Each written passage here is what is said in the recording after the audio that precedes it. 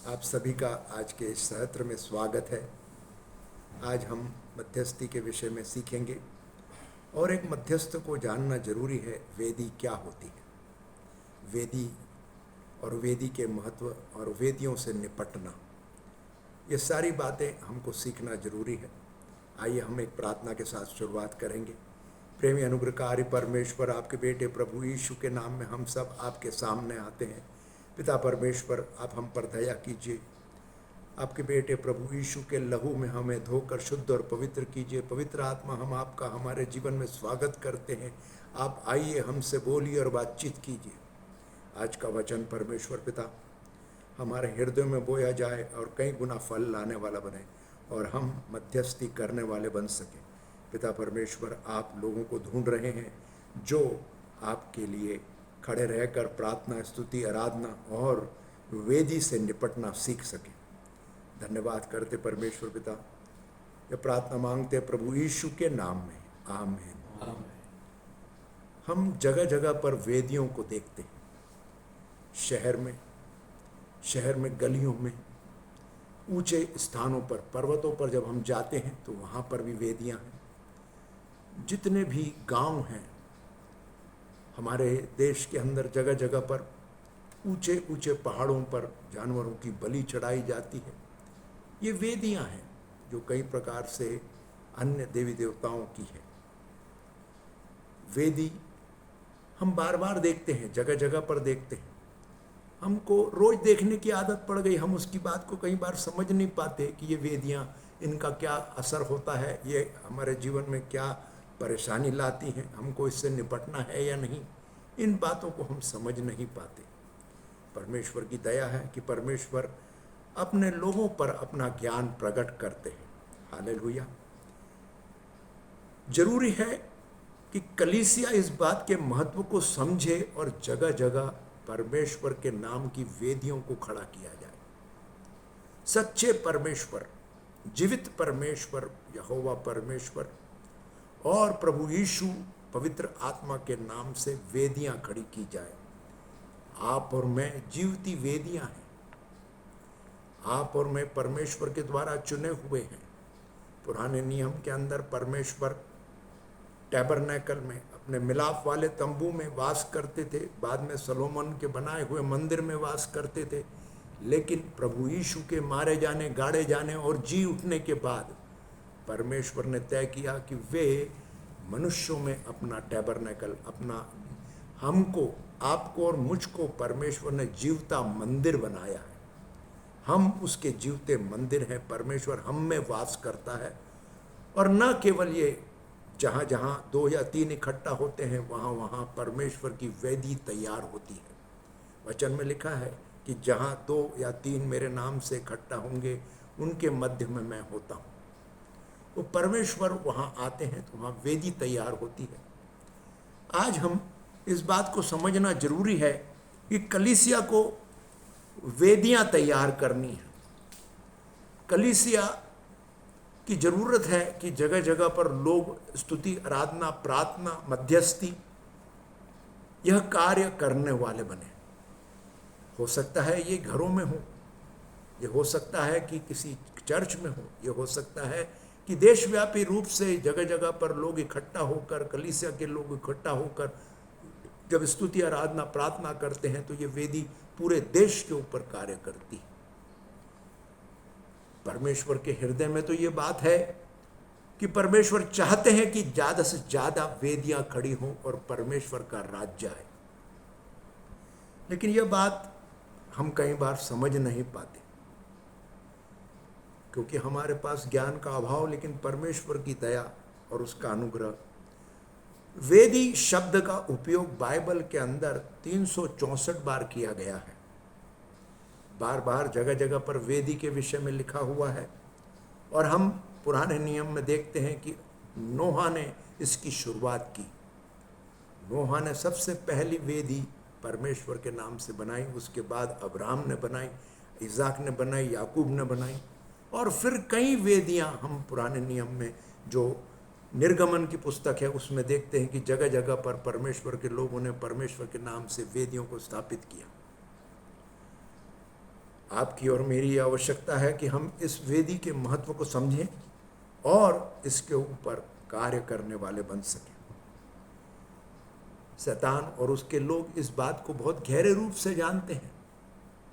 जो परमेश्वर ने तय किया है, जो परमेश्वर ने बनाया है, जो कुछ परमेश्वर ने निर्माण किया है, और जो कानून और कायदे और जो वचन परमेश्वर ने दिए हैं, उसका विपरीत बनाना और उसका काउंटरफिट मतलब झूठा, उसका झूठा बनाना काम शैतान का है। वो भी वेदी बनाता है।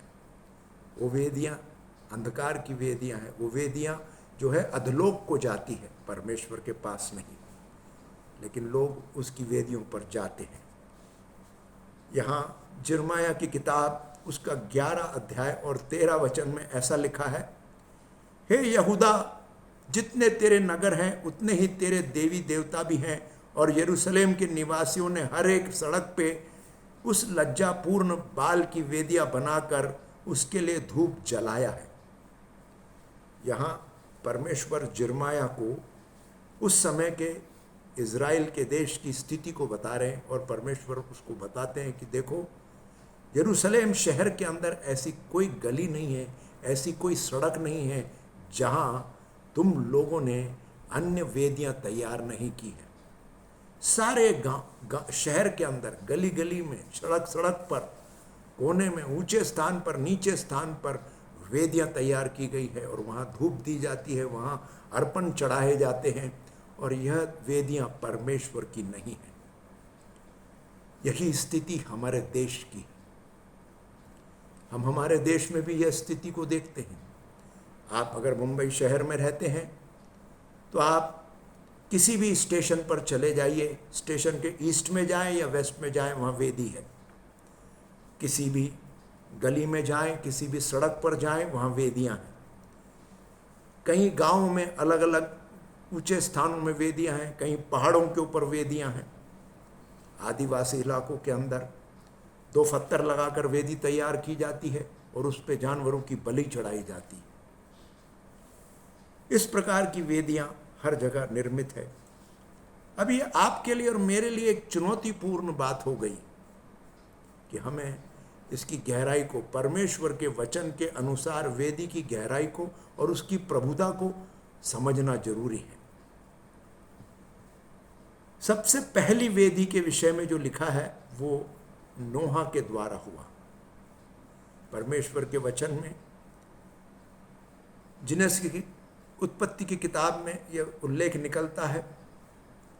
यह बात उस समय की है जब आदम और हव्वा के द्वारा पाप हुआ और परमेश्वर ने उनको श्रापित किया, और उसके बाद मनुष्य बढ़ने लगे, फलने फूलने लगे, उनकी संख्या बढ़ गई, और ऐसे समय के अंदर वे सारे लोग पापों में पड़ गए।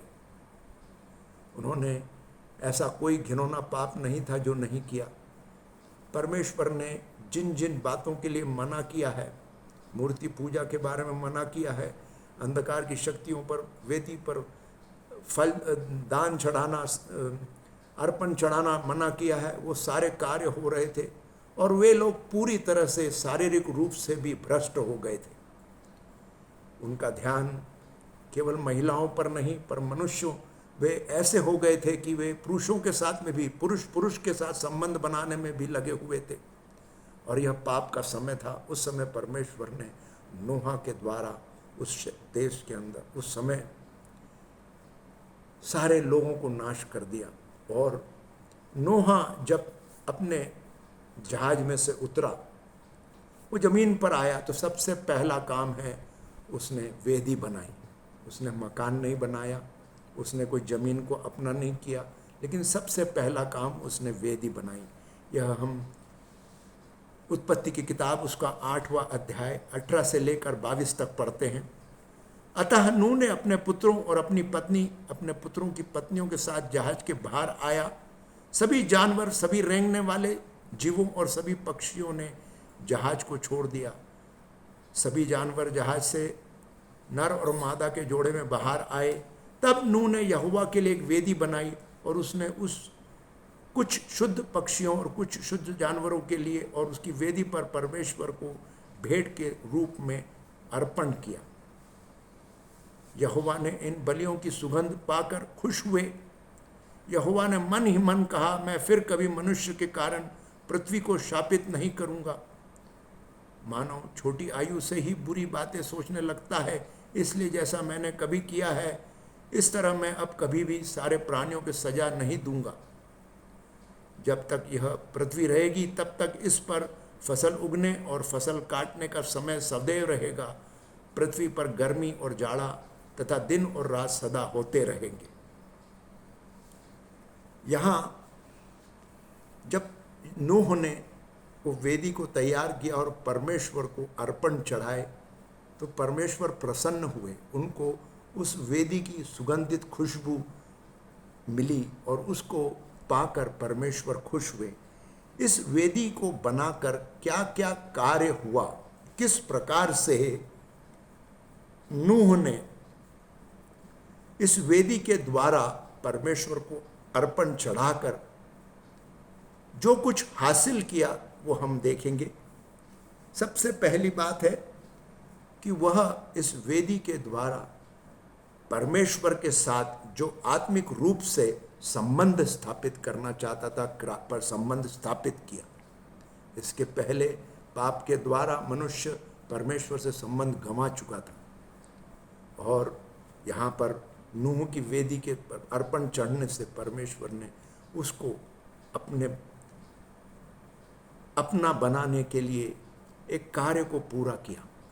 यहाँ हम देखते हैं कि नूह के द्वारा उस अर्पण चढ़ने से उसने आत्मिक आयाम के अंदर परमेश्वर से अपना संबंध स्थापित किया।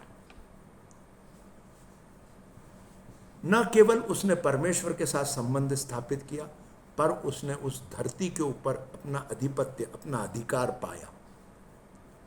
आगे परमेश्वर ने उससे वादा किया कि अब परमेश्वर मनुष्य को कभी भी श्रापित नहीं करेंगे, दंडित नहीं करेंगे। चाहे पाप बढ़ जाए, चाहे कैसी भी स्थिति हो, लेकिन परमेश्वर इस बात को याद रखेंगे कि अब मनुष्य को इस प्रकार से, जिस प्रकार नूह के समय में नाश किया, परमेश्वर नाश नहीं करेंगे। और बहुत ही मुख्य बात है और वो यह है कि परमेश्वर ने नूह को आशीष प्रदान की। ये हम उत्पत्ति की किताब उसका 9वां अध्याय 1 से लेकर 3 तक में पढ़ते हैं।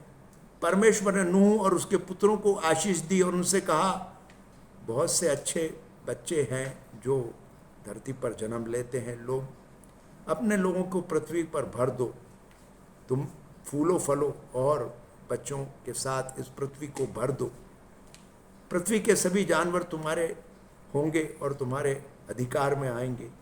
आकाश का हर एक पक्षी भी तुम्हारा आदर करेगा और तुम्हारे अधिकार में रहेगा। पृथ्वी पर रेंगने वाले हर एक जीव और समुद्र की हर एक मछली तुम लोगों का आदर करेगी और तुम्हारा उन पर भी अधिकार होगा। तुम इन सभी के ऊपर शासन करोगे। बीते समय में मैंने हर पेड़ पौधा खाने को दिए थे, अब हर एक जानवर को भी तुम्हारा भोजन होगा।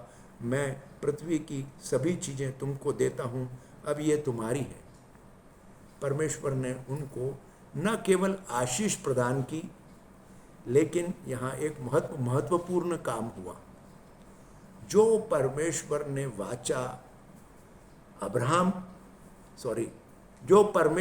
वाचा उस समय में उत्पत्ति की किताब में आदम के साथ बांधी थी। आदम को परमेश्वर ने कहा था, फूलो फलो, पृथ्वी पर बढ़ो और सब चीज़ों पर तुम्हारा अधिकार हो।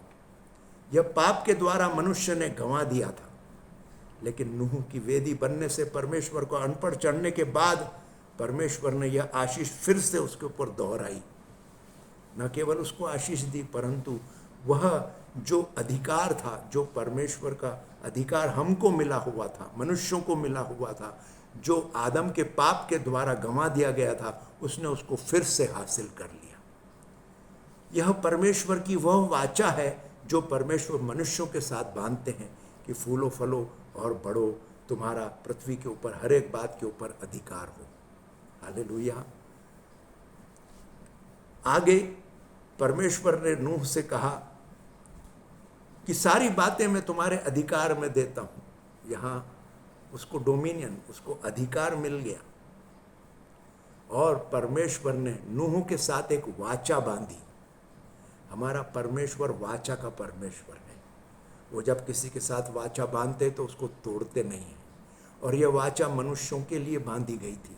परमेश्वर ने जरूर नूह के साथ की, लेकिन वहाँ वो वाचा सारी मनुष्यों के ऊपर लागू होती है। हालेलुया। ये वेदी को स्थापित करने का अधिकार हम यहाँ देख रहे हैं। एक वेदी को खड़ा करने के बाद क्या क्या होता है, यह हम सीख रहे हैं। वेदी एक ऐसी जगह है जहां मनुष्य का मिलाप परमेश्वर के साथ होता है। ये हम एक्सोडस की किताब में पढ़ते हैं, निर्गमन की किताब, उसका 29वां अध्याय, उसमें 37 और 38 हम देखेंगे। उसके बाद 42 और 43। तुम 7 दिन तक वेदी को शुद्ध और पवित्र करना, और उस वेदी को अत्यधिक पवित्र होगी। वेदी को छूने वाली कोई भी चीज पवित्र हो जाएगी। हर एक दिन वेदी पर तुम एक भेंट चढ़ानी चाहिए। तुम्हें 1-1 वर्ष के 2 मेमनों की भेंट चढ़ानी है चाहिए। यहाँ परमेश्वर हमें बता रहे हैं कि किस प्रकार से मनुष्य को वेदी तैयार करनी है और वेदी पर लाकर अर्पण चढ़ानी है।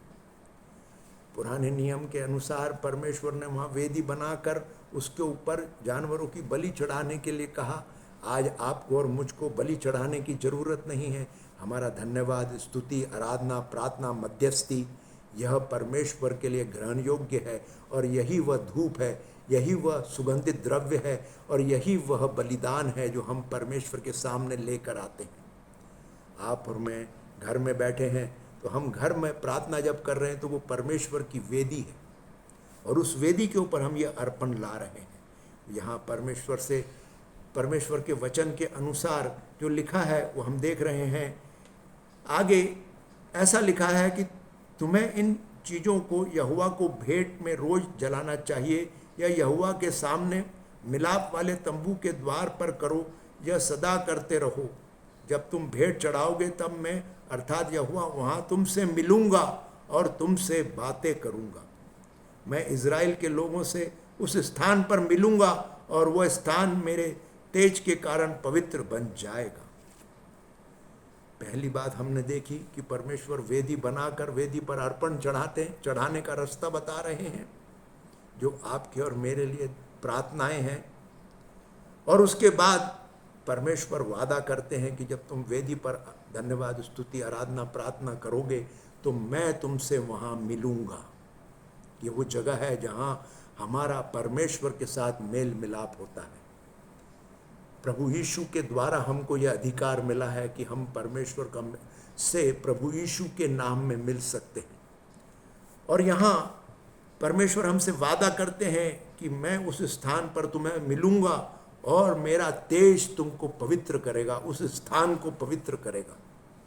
हालेलुया। ये महत्व है एक वेदी का। वेदी एक ऐसी जगह है जहाँ पर परमेश्वर को धन्यवाद, स्तुति, आराधना, प्रार्थना, बलिदान चढ़ाए जाते हैं।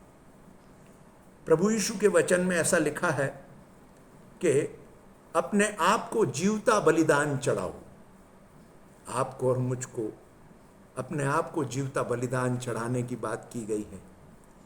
ये बलिदान हमको किसी की हत्या करके नहीं चढ़ाना। ये वापस स्तुति, आराधना, प्रार्थना, धन्यवाद, मध्यस्थी और अपने आप को अलग करना। हम अपने आप का बलिदान कैसे चढ़ाएंगे? हम अपने आप को संसार से अलग करेंगे, संसार के पापों से अलग करेंगे, और हम परमेश्वर के लिए तैयार होंगे कि परमेश्वर के लिए हम सेवा के कार्य कर सकें। हम मनुष्यों को, हमें परमेश्वर ने दूसरों की सेवा करने के लिए बुलाया है, सेवा करवाने के लिए नहीं। हम दूसरों के लिए सेवा करने करने का, कार्य करने का उद्देश्य हमारा है, क्योंकि हम परमेश्वर के द्वारा बुलाए गए और परमेश्वर ने तय किया है कि मुझे जीवता बलिदान, अपने आप को तुम समर्पित कर दो, तुम्हारा प्राण आत्मा शरीर मुझे दे दो। जब हम अपने आप को, अपने प्राण आत्मा शरीर को परमेश्वर को देते हैं तो परमेश्वर अपना काम शुरू कर देते हैं। आप अगर परमेश्वर को अपना हृदय, प्राण, आत्मा, शरीर नहीं देंगे तो परमेश्वर कार्य नहीं कर पाते। आप जरूर विश्वास में आगे बढ़ रहे होते हैं, लेकिन आप परमेश्वर की सामर्थ्य को पाने के लिए अपने आप को परमेश्वर को समर्पित करना, अपने प्राण, आत्मा, शरीर, आप जैसे हैं, आप अपने आप को ढूंढिए मत कि मैं सुधर जाऊंगा जब करूंगा, मैं कुछ सीख जाऊंगा जब करूंगा, मेरे को जब कुछ मालूम पड़ जाएगा जब करूंगा, कुछ चमत्कार हो जाएगा जब करूंगा। आप जैसी स्थिति में हैं, आप परमेश्वर के सामने आइए, अपने आप को समर्पित कीजिए। पहला कुरिन्थियों उसका 10वां अध्याय और उसके 20 वचन में जो वचन लिखा है वो ऐसा है, बल्कि मेरी आशा तो यह है कि वे अधर्म से जो बलि चढ़ाते हैं वे उन्हें परमेश्वर के लिए नहीं बल्कि दुष्ट आत्माओं के लिए चढ़ाते हैं, और मैं नहीं चाहता कि तुम दुष्ट आत्माओं के साझेदार बनो।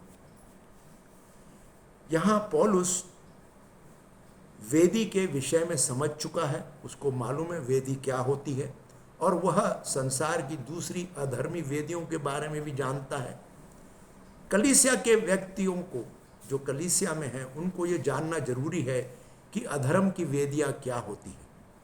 हम जब प्रार्थना करते हैं, हमारा युद्ध अंधकार की शक्तियों के साथ है, तो हमारा ये जानना जरूरी है हमारा दुश्मन कैसे काम करता है, वो किस प्रकार से वेदियां खड़ी करता है, और ये वेदियों के कारण हमारे जीवनों पर क्या प्रभाव होता है, और ये वेदियों को हमने कैसे निपटना चाहिए।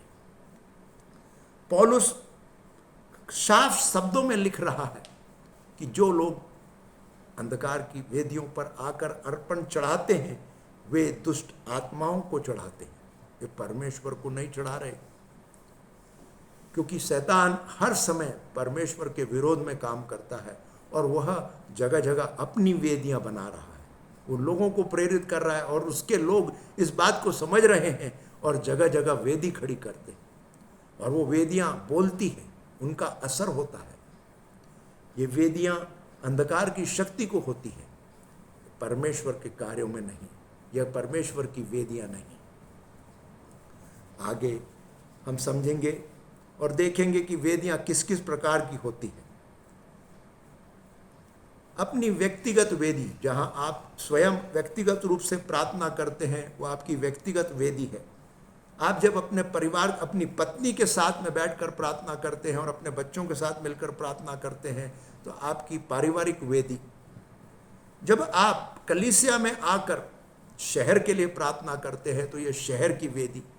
आप जब इकट्ठा होकर, अलग अलग जगह से इकट्ठा होकर मध्यस्थी करते हैं तो वो देश की वेदी। इस प्रकार से इसका महत्व होता है, और यह वेदी हम परमेश्वर के आज्ञा के अनुसार बनाते हैं, आत्मा के चलाए चलते हुए करते हैं। हम यह अधिकार परमेश्वर के द्वारा पाते हैं, और यह प्रकाशन परमेश्वर हमको देते हैं कि हम कौन सी वेदी में जुड़े और परमेश्वर को अर्पण चढ़ाएं। यह बात हमारे से ज़्यादा अंधकार के लोग इस बात को समझ रहे हैं, और वो लोग जगह जगह पर वेदियां बनाकर, जगह जगह पर लोगों को बरगलाकर परमेश्वर से दूर ले जा रहे हैं। परमेश्वर का कार्य जिस प्रकार से बढ़ना चाहिए वो न होकर अंधकार की वेदियां बढ़ रही है। हर एक व्यक्ति, चाहे वो परमेश्वर को जानता हो या न जानता हो, वह एक चलती फिरती वेदी है। जो वेदी अंधकार की शक्तियों को अर्पण चढ़ाती है, जैसे अभी पौलुस ने बताया, तो वो शैतान की वेदियां हैं। और जो प्रभु यीशु के नाम में यहोवा परमेश्वर को अर्पण चढ़ाती है, उस क्रूस को मानती है जिस पे प्रभु यीशु ने अपने आप को बलिदान कर दिया, वो परमेश्वर की वेदियां हैं। आप और मैं परमेश्वर की जीवती वेदियां हैं। जो व्यक्ति जिसने नया जन्म पाया है, प्रभु यीशु को अपने जीवन में स्वीकार किया है, वह परमेश्वर यहोवा की जीवती वेदी है। ऐसा पतरस भी अपने पत्री में लिखता है। पहला पतरस उसका 2 अध्याय 5वां अध्याय में 5वें वचन में लिखा है, तुम भी सजीव पत्थर के समान एक आध्यात्मिक मंदिर के रूप में बनाए जा रहे हो, ताकि एक ऐसे पवित्र याजक मंडल के रूप में सेवा कर सको, जिसका कर्तव्य ऐसे आत्मिक बलिदान समर्पित करना जो यीशु मसीह के द्वारा परमेश्वर को ग्रहण योग्य है। पतरस साफ शब्दों में लिख रहा है कि आप और मैं परमेश्वर की जीवती वेदियां हैं, और हम जो बलिदान चढ़ाते हैं वो परमेश्वर को समर्पित होता है। आपका स्तुति, आराधना, प्रार्थना, धन्यवाद, आपका मध्यस्थी का प्रार्थना, यह सारी बातें आप जो वेदी पर लाते हैं वो परमेश्वर की, यहोवा परमेश्वर की वेदी है, और परमेश्वर यहोवा को यह ग्रहण योग्य है। यह खुशबूदार है, परमेश्वर के लिए एक इंसेंस, एक खुशबूदार इत्र के समान है, जिसकी खुशबू परमेश्वर को प्रसन्न करती है। प्रार्थना का यह बड़ा महत्व है, इसको समझना जरूरी है। आगे एक बात और समझना जरूरी है कि हर एक वेदी एक द्वार है। द्वार, आप और मैं जानते हैं कि द्वार एक ऐसी जगह है जहां से हम आ जा सकते हैं। अगर द्वार पे किसी का अधिकार हो और वो हमको जाने से रोक दे तो हम अंदर नहीं जा सकते और ना ही बाहर निकल सकते। जितनी भी आत्मिक वेदियां हैं ये द्वार हैं, चाहे वो द्वार परमेश्वर के लिए खुलता हो या वो द्वार अधलोक को खुलता है। फिर से समझिएगा, दोनों बातें हैं। एक परमेश्वर की वेदी है जो जिसका द्वार परमेश्वर के स्वर्ग में खुलता है, और एक वेदी है जो अंधकार की वेदी है जिसका द्वार नरक में खुलता है। वेदियों का महत्व है और यह कार्य करती है। परमेश्वर के वचन, उत्पत्ति की किताब उसका 28वां अध्याय, यहाँ पर हम एक कहानी को पढ़ते हैं जहाँ याकूब एक यात्रा पर है और उस यात्रा को करते हुए एक ऐसे स्थान पर आता है जहाँ उसको एक चट्टान दिखाई देती है और उस चट्टान के ऊपर वो अपना सर रखकर सो जाता है।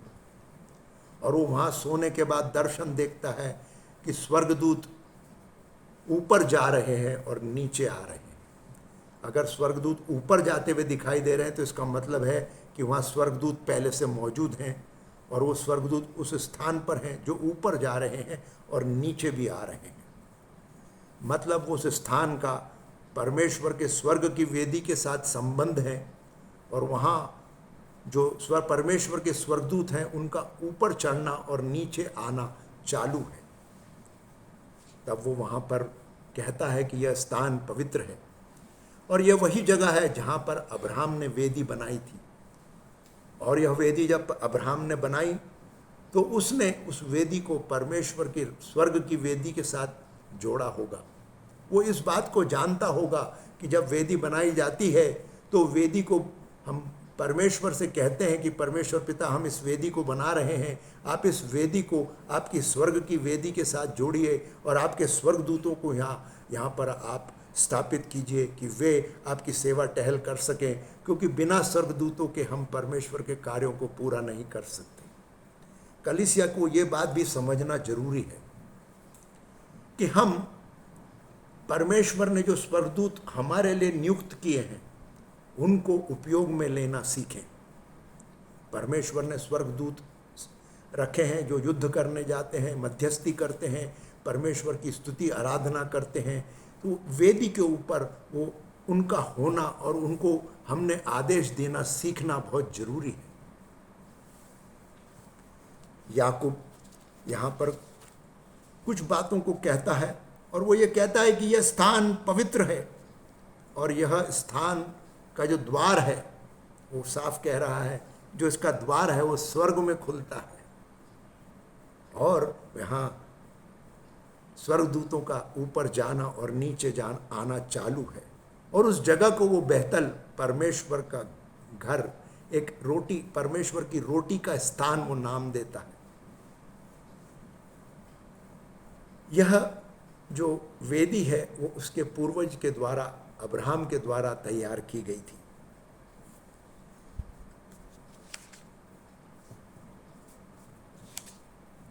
जब भी कोई वेदी को निर्माण किया जाता है या स्थापित किया जाता है, आपकी प्रार्थना स्तुति आराधना के द्वारा जो वेदियां तैयार होती है, वहां पर स्वर्गदूत नियुक्त किए जाते हैं। परमेश्वर स्वर्गदूतों को नियुक्त करते हैं। परमेश्वर ने देश के लिए स्वर्गदूत नियुक्त किए हैं।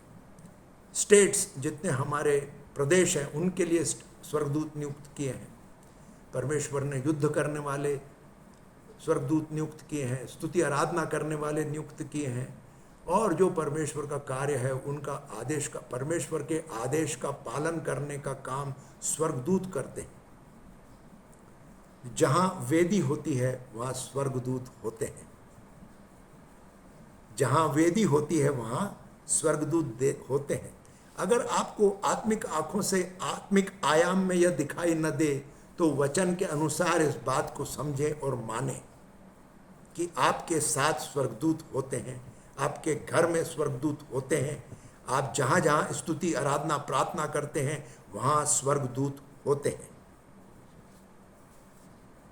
और इसका ही विपरीत है, जहां अंधकार की वेदियां होती है वहां अंधकार के स्वर्गदूत होते हैं, वहां उसके काले दूत होते हैं, और वो द्वार अधलोक में खुलता है, उस स्वर्ग में नहीं खुलता। और वहाँ जो आने जाने का काम है और उस जगह पर रहने का जो काम है वो अंधकार के स्वर्गदूत, काले स्वर्गदूत करते हैं, जो परमेश्वर के स्वर्गदूत नहीं है। एक वेदी लोगों के चरित्र को निर्माण करती है। आप पूछेंगे कैसे? आप जिसकी आराधना करते हैं वो आप पर प्रभुता करता है। मैं जब प्रभु यीशु में आया तो मेरा जीवन बदल गया, मेरा स्वभाव बदल गया। क्यों बदल गया? क्योंकि मेरी वेदी बदल गई। मैं पहले अन्य वेदियों पर जाता था, वहाँ अंधकार की बातों को देखता था, समझता था और उनको समर्पित था, तो उनके ही तरह मेरे में गुस्सा, अहंकार, जलन, झगड़ा करने की भावना, दूसरों से बदला लेने की इच्छा, किसी का झूठा हथियाना, किसी को झूठ बोलना, किसी को मारना, यही बातें दिमाग में थी। लेकिन जब प्रभु यीशु को अपना उद्धारकर्ता स्वीकार किया और परमेश्वर की वेदी को समर्पित हुआ, तो परमेश्वर का प्रेम, परमेश्वर की दया, परमेश्वर की करुणा मेरे जीवन में कार्य करने लगती है और मेरा स्वभाव प्रभु यीशु की समानता में बढ़ते जाता है। मैं पूरी तरह से परिवर्तित होता हूँ। यह केवल मेरे लिए नहीं परंतु सारे लोगों के लिए लागू होता है। आप जिसकी आराधना करते हैं उसका स्वभाव आप में आता है। आपको कोई पहचानता ना हो, लेकिन आप अगर ट्रेन में जा रहे हैं, आपको अनजान जगह पर हैं, तो भी लोग आपसे मिलने के बाद कहेंगे आप में कुछ बात अलग है जो हमारे को दिखाई नहीं देती। फिर वो आपसे पूछेंगे कि आप कौन हो। जब आप उनको बताएंगे कि मैं प्रभु यीशु का अनुयायी हूँ, तो आप एक प्रकार से प्रभु यीशु के गुणों को प्रकट कर रहे हैं। वेदी परमेश्वर की अगर है तो हम में परमेश्वर के गुण बनेंगे, तैयार होंगे और हम परमेश्वर की समानता में बढ़ेंगे। हमारे में पवित्रता होगी, हम में दया, नम्रता और परमेश्वर का आनंद होगा। बाइबल में ये लिखा है कि अब्राहम ने वेदी बनाई। उन्होंने 3 वेदियां बनाई। उसके बाद उनके बेटे आइजक और याकूब ने 4 वेदियां बनाई। इस प्रकार से 7 वेदियां उन्होंने बनाई। 7 वेदियां पूर्णता, संपूर्णता को दर्शाता है और यह कार्य परमेश्वर ने उनके द्वारा करा के लिया और वो वेदियों की स्थापना हुई और आज तक वो वेदियां कार्य कर रही है। आगे यह हमको देखना और समझना जरूरी है कि जो भी वेदी होती है उसमें सामर्थ होती है। आप परमेश्वर की वेदी के पास आते हैं तो परमेश्वर की सामर्थ आपके ऊपर कार्य करती है और उसमें शक्ति होती है, परमेश्वर की सामर्थ की शक्ति। जब आप अंधकार की वेदी के पर जाते हैं तो अंधकार की शक्तियां कार्य करती हैं, वहां पर उनका बोलबाला होता है। और हर एक जो वेदी होती है उसकी सामर्थ इस बात पर तय होती है कि उस पर किस प्रकार का बलिदान चढ़ाया गया। ये बात को थोड़ा गहरे रूप में समझना जरूरी है। अंधकार की वेदियों के ऊपर लगातार बार बार लगातार अर्पण चढ़ाना पड़ता है, तब जाकर उनको उनके अनुसार जैसा वो चाहते हैं अधिकार मिलते हैं, पैसा मिलता है, पोजीशन मिलती है। इसको और खुलकर अगर बोला जाए और समझा जाए तो अंधकार की शक्तियों को खुश कर उनसे सामर्थ्य पाने के लिए, पैसा पाने के लिए, पोजीशन पाने के लिए जानवरों और इंसानों की बलियां चढ़ाई जाती हैं। और ये चढ़ाना बंद नहीं होता, क्योंकि जितना अधिक वो बलिदान चढ़ाएंगे उतना अधिक वो सामर्थ्य को पाते हैं। लेकिन आपके लिए और मेरे लिए बहुत ही बड़ा कार्य परमेश्वर ने पूरा किया है। संसार की उत्पत्ति से लेकर आज तक और आने वाले समय तक ऐसी कोई वेदी नहीं बनी जो प्रभु यीशु के क्रूस के समान हो। पूरे ब्रह्मांड में, संसार में उत्पत्ति से लेकर अंत तक केवल एक ही महत्वपूर्ण वेदी बनी है परमेश्वर के द्वारा, और उस पर सबसे बड़ा बलिदान परमेश्वर ने प्रभु यीशु के रूप में चढ़ाया है, परमेश्वर का स्वयं का बेटा। और यह वह शक्तिशाली परमेश्वर की वेदी है जो आपके और मेरे जीवन में बोलती है, कार्य करती है, और उसकी सामर्थ्य को हम देखते हैं। अगर हमें छुटकारा मिलता है तो प्रभु यीशु की उस वेदी के कारण, आपको और मुझे चंगाई मिलती है तो प्रभु यीशु की उस वेदी के कारण, आपके जीवन में आशीष आती है तो वही प्रभु यीशु की उस वेदी के कारण। और यह सब कुछ परमेश्वर ने केवल एक ही वेदी के द्वारा संपूर्ण कर दिया, हमारे लिए पूरा कर दिया। अब हमको कोई बलिदान या किसी प्रकार की हत्या करने की जरूरत नहीं है।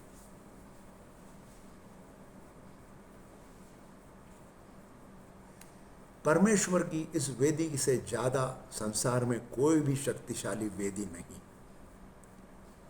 ये वेदियां बोलती हैं, ये वेदियां बोलती हैं। आप परमेश्वर की वेदी के पास जाते हैं तो वह आपको छुटकारा देती है, पापों की क्षमा देती है, आशीष प्रदान करती है, शांति प्रदान करती है। और जब आप अंधकार की वेदियों के पास जाते हैं तो वहाँ आपके साथ धोखा होता है। आपको बोला जाता है कि आपको उद्धार मिल रहा है, आपको बोला जाता है आपको आशीष मिल रही है, आपको बोला जाता है कि आपका सब कुछ अच्छा होगा, लेकिन उन वेदियों पर जाने वालों को उद्धार नहीं मिलता। वे अधलोक में पहुंच जाते हैं। वे इस अज्ञान में जीते हैं और उसी के आधार पर उस अंधेरे कार्य में चलते रहते हैं, आगे बढ़ते रहते हैं। लेकिन आपके और मेरे लिए परमेश्वर की दया रही कि आपको और मुझको परमेश्वर ने प्रकाशन दिया, बुलाया और प्रभु यीशु को हमारे लिए दिया कि हम उसकी वेदी के ऊपर अपने आप को समर्पित करें और परमेश्वर की आशीष को पाएं।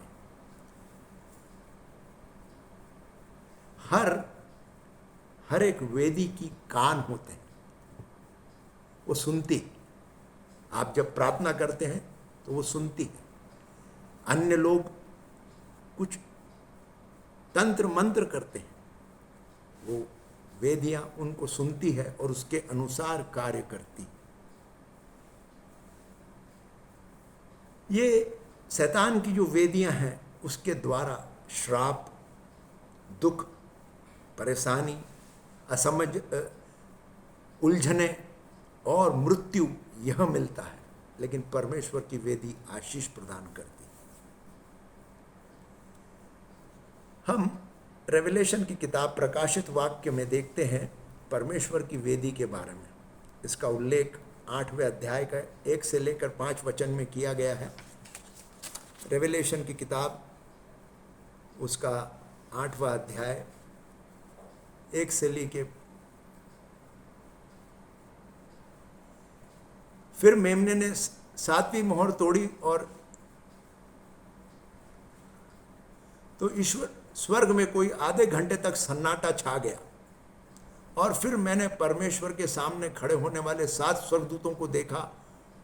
उन्हें 7 तूरियां प्रदान की गई थी। और फिर एक और स्वर्गदूत आया और वेदी पर खड़ा हो गया और उसके पास सोने का एक धूपदान था उसे संत जनों की प्रार्थनाओं के साथ सोने की उस वेदी पर जो सिंहासन के सामने थी चढ़ाया कि बहुत सारी धूप दी गई और स्वर्गदूत के हाथ से धूप का वह धुआं संत जनों की प्रार्थनाओं के साथ साथ परमेश्वर के सामने पहुंचा।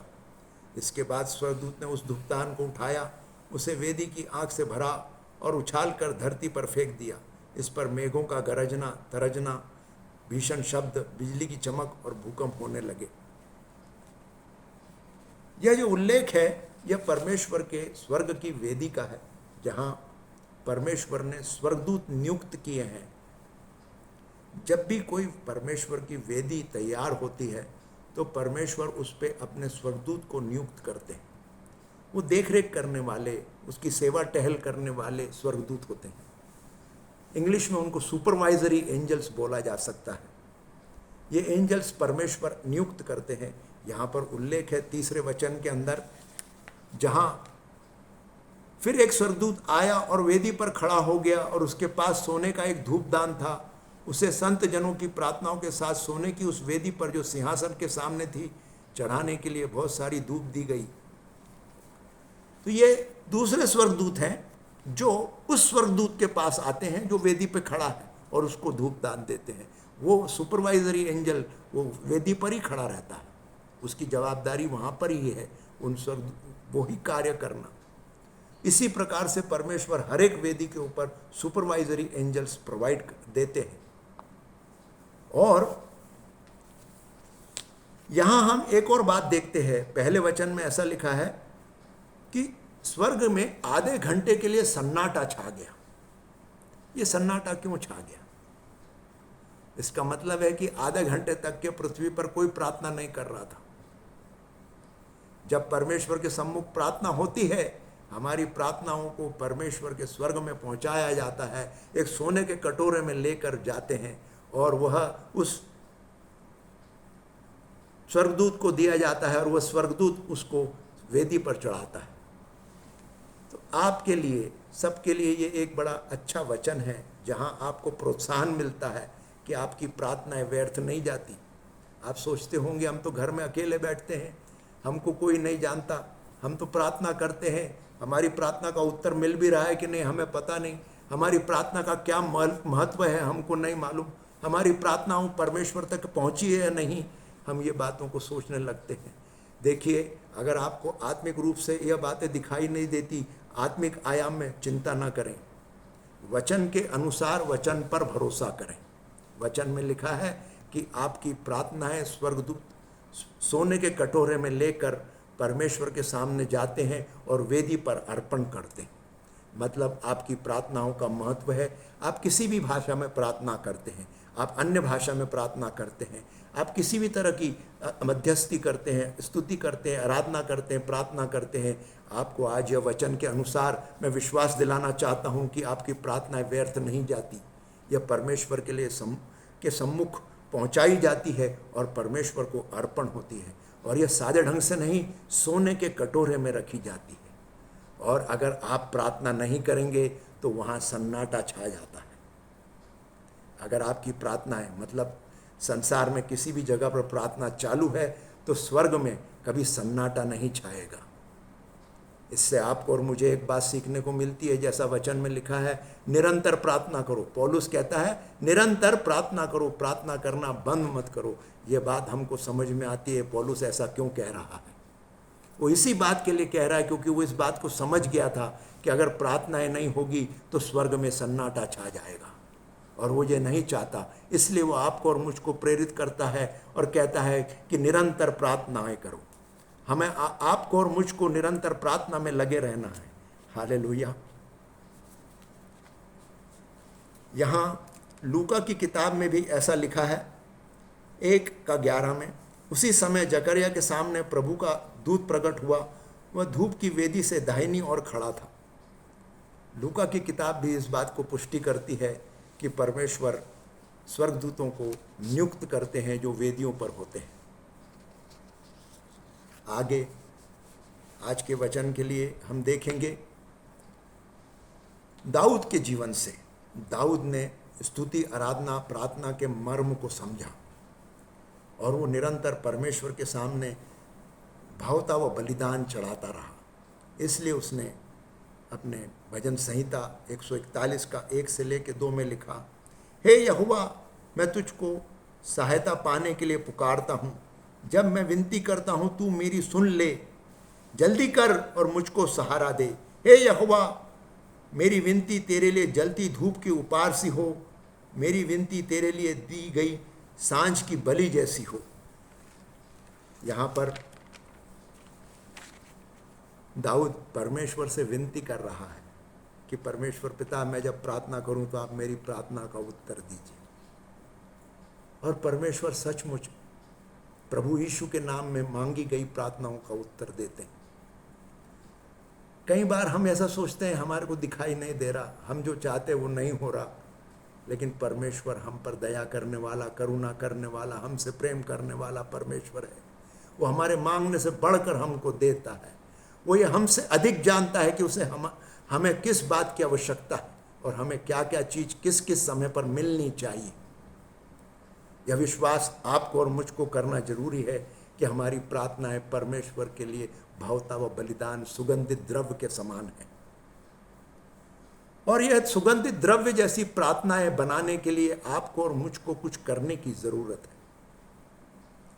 ये कैसे होगा, ये समझने की जरूरत है। सबसे पहली बात है, आपका और मेरा जीवन, इसका चरित्र निर्माण प्रभु यीशु के वचन के अनुसार होना चाहिए। कहने का मतलब है कि जैसे वह स्वयं पवित्र है, हमको भी पवित्र होना होगा। पापों से मुंह मोड़कर, गलतियों से मुंह मोड़कर, संसार की बातों से मुंह मोड़कर हमको परमेश्वर की ओर देखते हुए अपने आप को शुद्ध और पवित्र बनाना होगा। अगर हम परमेश्वर के सामने प्रार्थना और स्तुति, आराधना, मध्यस्थी करना चाहते और वेदियों से निपटना चाहते हैं, तो सबसे पहले हमको अपने आप के ऊपर काम करना होगा। हमारे जीवन की वेदियों को, जो हमने पहले और हमारे पूर्वजों ने उनको ग्रहण किया और उसको हमने अर्पण चढ़ाया, वो हम पर प्रभुता करती है, उससे छुटकारा पाना जरूरी है। यह पश्चाताप की प्रार्थनाओं के द्वारा, परमेश्वर के सम्मुख स्तुति, आराधना, प्रार्थना के द्वारा हम इससे छुटकारा पा सकते हैं। ये असंभव नहीं, बिल्कुल संभव है, क्योंकि प्रभु यीशु ने आपके लिए और मेरे लिए वो बलिदान उस क्रूस पर चढ़ाया है। और उस पूरे कार्य के द्वारा, उस किए गए कार्य के द्वारा आपको और मुझको परमेश्वर अधिकार देते हैं। प्रभु यीशु के लहू से हमारे पाप क्षमा किए जाते हैं, धो दिए जाते हैं और हम शुद्ध और पवित्र बनते हैं। लेकिन यहाँ एक काम आपको और मुझको स्वयं को करना है। परमेश्वर का काम करते हैं, हमको निरंतर प्रयास करना है कि हमारा चरित्र निर्माण हो। चरित्र निर्माण की शुरुआत हमारी सोच और समझ के साथ होती है। एक व्यक्ति दिन भर के अंदर 60,000 विचार उसको आते हैं। कोई भी व्यक्ति हो, 60,000 विचार हमारे दिमाग में आते हैं। और जब ये विचार हमारे दिमाग में आते हैं तो इसमें से बहुत सारे, ज़्यादा से ज़्यादा विचार अविश्वास के होते हैं।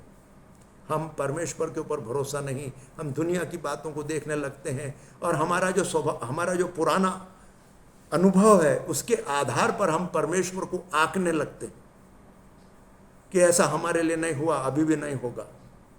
ये सब विचारधाराओं को बदलना जरूरी है। इसके लिए सबसे सरल तरीका है कि आप धन्यवाद करें, परमेश्वर के वचन पर चिंतन और मनन करें और बार बार परमेश्वर के वचन पर चिंतन और मनन करें, अपने विचारों को बदलें। ये विचारों को बदलने का काम खुद को करना होगा। परमेश्वर इसमें हमारी सहायता करते हैं, हमें छुटकारा देते हैं। जैसे जैसे हम वचन पर चिंतन और मनन करते हैं, जैसे जैसे हम परमेश्वर के सामने बार बार आते हैं, वो अंश अंश करके हमको प्रभु यीशु की समानता में बढ़ाते हैं। लेकिन प्रयास आपको और मुझको करना है। शुरुआत जब होती है तो ऐसा लगता है कि बहुत दूर जाना है, बहुत लंबा सफ़र है, लेकिन जब हम धीरे धीरे इसको करने लगते हैं तो 4-6 महीने में ही आप अपने जीवन में परिवर्तन देखेंगे। आप और मैं प्रभु यीशु में आते हैं चमत्कार देखने के लिए, लेकिन ये भी कोई चमत्कार से कम नहीं कि परमेश्वर अपना प्रकाशन दे और हमको अंश अंश कर प्रभु यीशु की समानता में बढ़ाए। जरूरी है कि आप और मैं तत्पर रहें और अपने विचारों को बदलें, अपने स्वभाव को बदलें, क्योंकि हमारे विचार बदलेंगे तो हमारा चरित्र बदलेगा और हम प्रभु यीशु के लिए ग्रहण योग्य होंगे। दूसरी बात है पवित्र आत्मा की सहायता लेना। प्रभु यीशु ने आपसे और मुझसे वादा किया कि मैं स्वर्ग को जाता हूँ, लेकिन तुम्हारे लिए एक सहायक देता हूं जो निरंतर तुम्हारी सहायता करेगा। पौलुस लिखता है कि पवित्र आत्मा आहे भर भर कर हमारे लिए प्रार्थना करता है। पवित्र आत्मा ने हमको कभी छोड़ा नहीं, कभी त्यागा नहीं, लेकिन आपकी और मेरी जवाबदारी है कि हम पवित्र आत्मा के प्रति संवेदनशील बने, पवित्र आत्मा को पुकारें, बोलें, बात करें, उसके साथ चलें। वो हमारी सहायता और मदद करने के लिए तैयार है। आपकी शुरुआत मेरे जैसी हो सकती है, कुछ सुनाई नहीं देता, कुछ समझ में नहीं आता, लेकिन वचन तो समझ में आता है, तो वचन पे भरोसा करना सीखिए। मैंने ऐसे ही किया। वचन में लिखा है ना, कुछ आत्मिक आयाम में दिखाई नहीं दे रहा, लेकिन मानना है। क्यों? वचन में लिखा है। अगर वचन में लिखा है तो झूठा नहीं हो सकता, इस पर विश्वास करना जरूरी है। इसे कहते हैं विश्वास, इसे कहते हैं विश्वास की प्रैक्टिस। हम इसको बार बार लगातार करते हैं, जब जाकर हम हमारे जीवन के अंदर पवित्र आत्मा के प्रति संवेदनशील बनते हैं। और एक समय आता है जहां हम पवित्र आत्मा की आवाज़ को सुन पाते हैं, समझ पाते हैं, देख पाते हैं। न केवल देख पाते हैं, महसूस कर पाते हैं और उसके चलाए चलते हैं। जब आप और मैं इस प्रकार से कार्य करेंगे तो हमारी प्रार्थना है परमेश्वर के लिए सुगंधित द्रव्य के समान होगी, यस और आमीन होगी।